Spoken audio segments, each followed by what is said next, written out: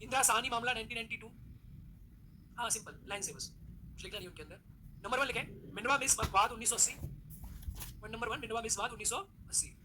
यानी आप लिखोगे ना उस चीज को कि मूल संरचना को सुप्रीम कोर्ट ने निम्नलिखित वाद में भी परिभाषित स्पष्ट किया। इंदिरा साहनी मामला 1992। ये आईआर कोहिलो मामला, आप सिर्फ कोहिलो मामला लिखो 2007। कोहिलो बाद 2007 से आईआर कोहिलो कहते हैं पूरा नाम इसका। बामन राव मामला, बामन राव 1981। इनके बारे में ज्यादा जानने की आपको आवश्यकता नहीं, आगे आएंगे। अब इनके बारे में जानोगे तो फिर आप समेट नहीं पाओगे इस कंटेंट को, बहुत बड़ा कंटेंट हो जाएगा। हेडिंग डालें, समझ गए? वर्तमान में, हाँ इसी के नीचे हेडिंग, वर्तमान में मूल संरचना, वर्तमान में मूल संरचना, वर्तमान में मूल संरचना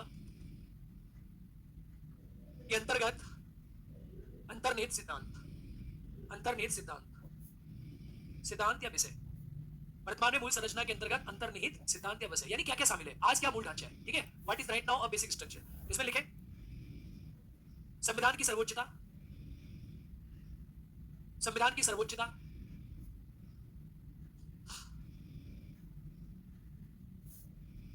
भारत की संप्रभुता एवं अखंडता, लिखते जाओ संविधान की सर्वोच्चता। हाँ पॉइंट फॉर्म में, पॉइंट फॉर्म में विषय है ना, संविधान की सर्वोच्चता। इसमें लिखूं नंबर पॉइंट लिखे संविधान की सर्वोच्चता, भारत की संप्रभुता, भारत की संप्रभुता एवं अखंडता, पंथनिरपेक्षता, शक्तियों का पृथक्करण। एक प्रकार से आप ये मान के चलो कि जो आपने नैतिकता में पढ़ा है ना वही सब चीजें आएंगी। शक्ति का पृथक्करण, शक्ति का विभाजन, न्यायपालिका की स्वतंत्रता, न्यायपालिका की स्वतंत्रता, न्यायपालिका की स्वतंत्रता, संसदीय प्रणाली,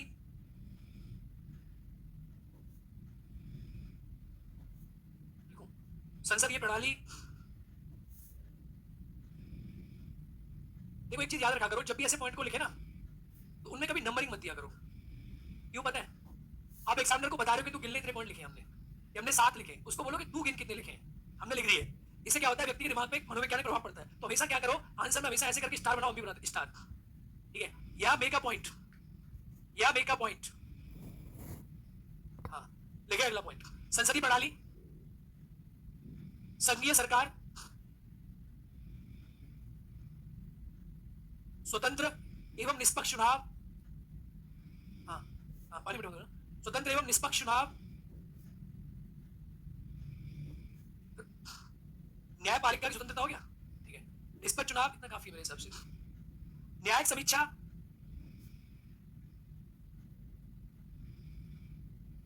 मौलिक अधिकार और नीति निदेशक तत्व के मध्य सामंजस्य। एक सिक्के के दो पहलू है, मैंने इसमें कहा था ना, यस। मौलिक अधिकार और नीति निदेशक तत्व के मध्य में सामंजस्य, बोलो हाँ या ना, क्लियर? सामंजस्य, दोनों सिक्के के दो पहलू है। टॉपिक डालें मूल संरचना के पक्ष में तर्क। डायमेंशन ये भी पूछ सकता है कि मूल संरचना के पक्ष में तर्क, मूल संरचना के पक्ष में तर्क। मुझे लगता है इतना ही पढ़ पाते, इससे ज्यादा पढ़ नहीं पाते हैं। पढ़ गए, क्लास की टाइमिंग क्या है? 6:30 पढ़ो, टाइम है। मूल संरचना के पक्ष में तर्क, खत्म कर लेते इसको, अरे खत्म करो। मूल संरचना के पक्ष में तर्क, मजा आएगा, पढ़ो। लिखें मूल संरचना का सिद्धांत प्रतिबंध लगाता है, हाँ या ना, बोलो हाँ या ना। मूल संरचना का सिद्धांत संसद की असीमित शक्तियों पर प्रतिबंध लगाता है, प्रतिबंध लगाता है।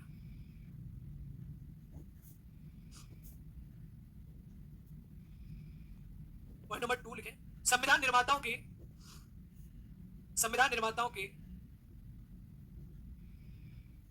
दर्शन को, संविधान निर्माताओं के दर्शन को संरक्षित करने में सहायता, संविधान निर्माताओं के दर्शन को संरक्षित करने में सहायता। भाई उनका दर्शन जो था कि हमारा संविधान कैसा रहेगा, उसको कौन सहायता करता है? ये करता है। इसके माध्यम से जो हमारे वैल्यूज है संविधान के, स्वतंत्रता, समानता, बंधुत्व, वो सब बना हुआ है। अगला डाले, न्यायिक समीक्षा के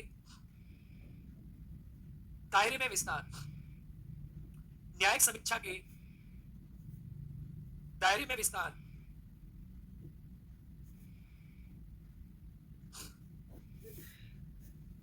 संसद की, नेक्स्ट पॉइंट, संसद की संविधान संशोधन करने की शक्ति।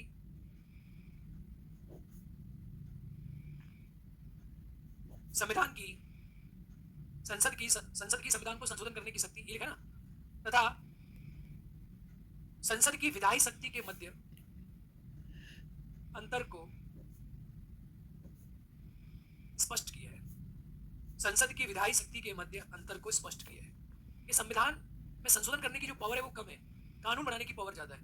भाई संसद के दो काम है, एक तो कानून का निर्माण करना और दूसरा संविधान को, इनके बीच में अंतर नहीं था ना। संसद क्या करेगा भाई? संसद का मुख्य कार्य क्या है? संविधान में संशोधन करना है, विधियों का निर्माण करना।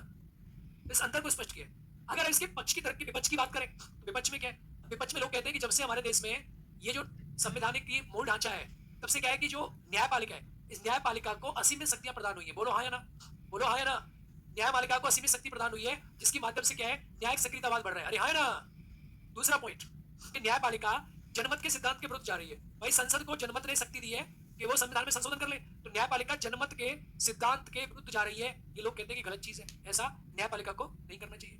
न्यायपालिका किसी भी विधेयक को रद्द कर दे रही है, तो इसके विपक्ष में तर्क है। तो लिखें विपक्ष में तर्क। नंबर 1, सर्वोच्च न्यायालय ने मूल संरचना के नाम पर अत्यधिक शक्ति ग्रहण की है। सर्वोच्च न्यायालय ने मूल संरचना के नाम पर अत्यधिक शक्ति ग्रहण की है। ये नहीं करी, इसे कुछ न्यायिक निर्णयों के माध्यम से देखा जा सकता है। इसे कुछ न्यायिक निर्णयों के माध्यम से देखा जा सकता है।